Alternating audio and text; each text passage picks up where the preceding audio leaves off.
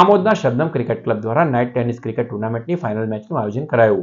Amod Chamadiya high school ખાતે Amod Shabnam cricket club દ્વારા યોજાયેલ નાઇટ ટેનિસ ક્રિકેટ ટુર્નામેન્ટની ફાઇનલ મેચમાં જંબુસર તાલુકાની દેવલા અને કાવીની ટીમ વચ્ચે ફાઇનલ રમાઈ હતી, જેમાં દેવલાની ટીમ વિજેતા બની હતી. ટુર્નામેન્ટના અંતે વિજેતા દેવલા ટીમને શિલ્ડ અને રોકડ ઇનામ આપવામાં આવ્યું, જ્યારે રનર્સઅપ કાવી ટીમને રનર્સઅપ શિલ્ડ તેમજ રોકડ ઇનામથી સન્માનિત કરવામાં આવ્યા હતા. આમોદ શબનમ ક્લબના આ આયોજનથી શહેરના યુવાનો તેમજ આજુબાજુના ગામોના લોકોએ ભારે ઉત્સાહ સાથે રમતગમતનું મનોરંજન માણ્યું હતું.